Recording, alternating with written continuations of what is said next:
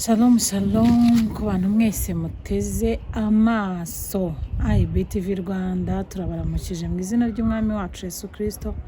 Uyu ni wa mwanya IBTV yagennye kugira ngo tugire ikintu cy'ubwenge twiganaho kubera ko umunsi ku munsi ibyo tugenda twiga ndabizi ko ari ingirakamaro, hari ibyo tuganira kandi n'ukuri hari resulta nziza ndi kubona biri gutanga, kubera ko abantu benshi bajya bambwira ko ibyo nkora n'ibyo mbabwira babikurikirana bakabona hari aho bibakuye hari naho bibagejeje. Imana ihe umugisha mwinshi abantu mwese mujya mufata umwanya wanyu mukareba ibiganiro byacu. Imana ibaha umugisha. Dusabira n'abantu batameze neza kugira ngo Uwiteka borohereze. Hari abarwayi, hari n'abandi baba batameze neza mu buryo bw'ibifatika. Wowe utameze neza kuri uyu munsi turagusabiye ngo Uwiteka korohereze.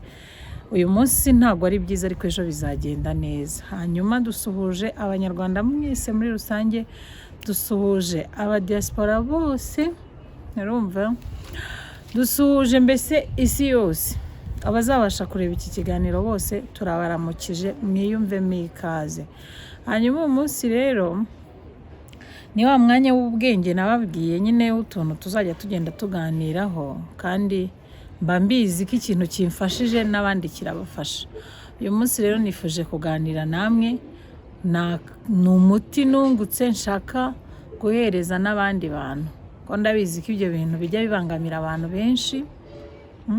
Hanyuma njye nagize umugisha wo kumenya uwo muti, ndavuga ngo nzawusangiza abakunzi banjye bose bawukoreshe kandi bizagira umumaro, ndabizi kuko nanjye narabikoresheje mbona bimpaye resulta nziza. Hanyuma uwo muti rero uti ni uwuhe? Ndashaka kubabwira umuti ukura ibinyenzi mu nzu. Ibinyenzi bitera isesemi mwa bantu mwe, kandi buri ibinyenzi njya nshushanya ko ari byo bizana ibiheri mu nzu. Ibinyenzi, ibiheri n'utundi dusimba twose dushobora kuza mu nzu kandi dutera umujinya, dutera n'umwanda. Hari abantu benshi cyane twaganiriye, hari abantu nzi rwose bambwiye ko ibiheri byabazengereje. Yego bo wenda ku ruhande nababwiye uwo muti kandi barawukoresheje. Icyo nzi cyo nuko kugeza kuri uyu munsi bajya bambwira ko bawukoresheje bakabona ari sawa. Hanyuma n'abatari bawuzi namwe ngiye kubabwira mugende muwukoreshe. Ngiye kubabwira ibintu bitatu bijya byirukana ibyo bisimba mu nzu.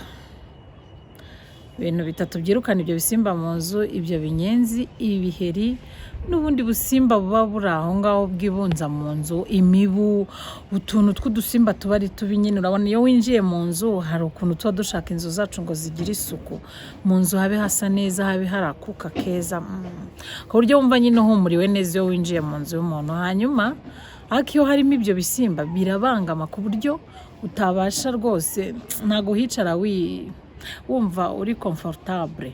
Kandi noneho igitangaje nuko inzu irimo ibiheri iyo uhicaye ukahaguruka ugenda ubyanduza ahantu hose ugiye.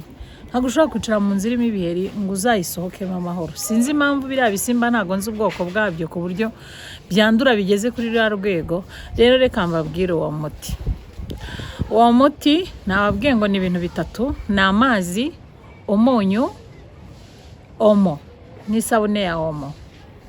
Urumva, ufata omo nyinshi rwose ukurikije n'ahantu ugiye gutera, nyinshi pe.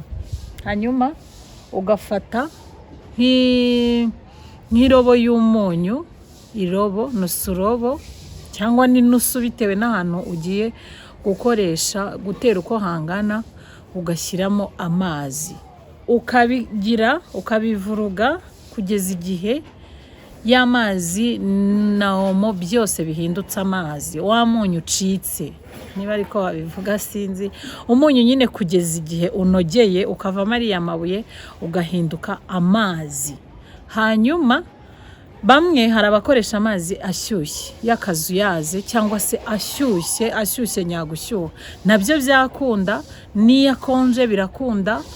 Uramutse ukoresheje akonje n'uwakoresheje ashyushye n'uwakoresheje akazuyaze, byose ni umuti, birakunda. Upfa kwibanda ko wa munyu urangiramo ugacika amazi, ugacika amazi atari ku buryo nyine biri buhinduka amazi byose. Isabune yo sinavuga ngo ihinduka amazi kuko uko byagenda kose isabune iyo ihuye n'amazi bihita bihinduka, biricanga bigahinduka amazi. Hanyuma y'amazi uragenda ukayatera mu nzu, ugatera mu cyumba aho hantu hariyo ibyo bisimba. Icyiza cy'ibi bintu nta ngaruka bigira. Iyi miti tugura mu mafarumasi cyangwa se muri aba bantu bacuruza imiti y'inka, njya mbona ariho kenshi tujya tugurira imiti yo kwica ibyo bisimba cyangwa babandi bayizengurukana mu rugo. Iriya miti igira ingaruka nyinshi ku buryo ushobora kutera nko mu nzu, umwana yajyamo akigize hagikonje gutyo, ku buryo bishoboka ko umwana bishobora kumuteraho izindi ngaruka. Ndetse nawe ubwawe nk'abantu barwara amagripe cyane, hari igihe ubitera wakinjira mu nzu batemo ikirimo uwo mwuka bigatuma uhita ugira ayo magripe.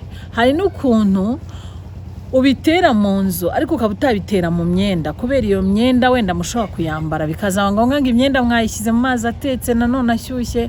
Ariko biriya byo urabitera ukabitera mu nzu, ushobora kubitera mu myenda upfa kubona nta mwanda wundi bifite, ukabitera no muri ya myenda ahantu ukeka hashobora kuba hari bya bisimba, cyane cyane nk'ibiheri. Ubwo nibyo ndi kuvuga. Ukabitera ku mamatera, ukabitera mu gitanda, ukabitera ahantu hose mu cyumba no ku bikuta, ahantu hose, unashoboye no ku mabati wapurizayo.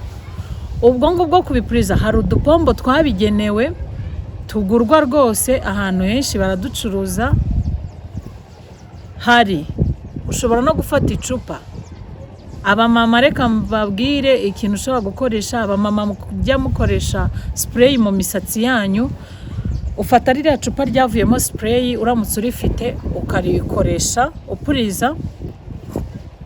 Ushobora kuba udafite iryo cupa cyangwa se utabona iyo pombo, ushobora gufata agacupa kavuyemo amazi aya ngaya asanzwe, ugafata kariya gafuniko karyo ukaripfumura, ugafata agasumari ukaripfumura utudomo twinshi ariko tutarangaye cyane.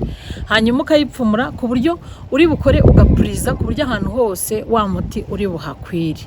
Hanyuma wamara ugatera ahantu hose, mu mabati, mu bikuta, mu myenda, mu buriri, hose urahashyira rwose. Kandi nkwibutse ko nimba wakoze ibyo bintu wakoresheje uno muti, uba usabwa gutera inzu yose, kubera ko ibi bisimba, ibiheri byihisha ahantu henshi ku buryo uramutse ugize aho usize, ejo wajya kubona ukongera ukabona kiragarutse. Bibyara vuba cyane ku buryo inzu byagezemo kugira ngo biyivemo biragorana. Ariko iyo wakoresheje uwo muti ugatera inzu yose nta kintu na kimwe mwibagiwe, ndetse mugatera no mu saro, mu ntebe, mu hose mukahatera, ibyo bisimba birasohoka bikagenda.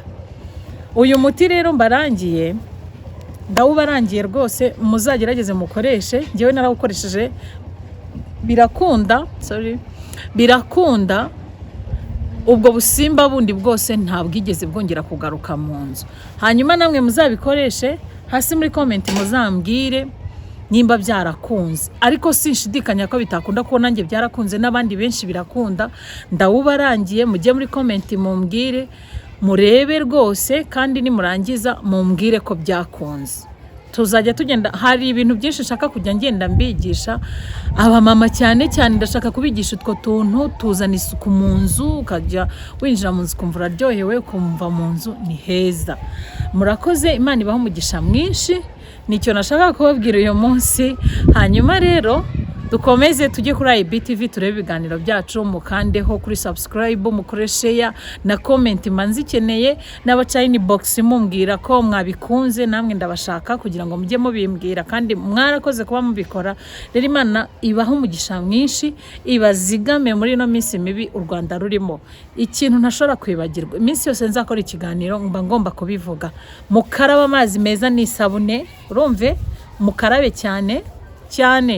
Mwirinde guhobagurana, mwirinde gusomana, murumva, mwirinde gukoranaho, kuko dufite icyorezo mu gihugu cyacu, kandi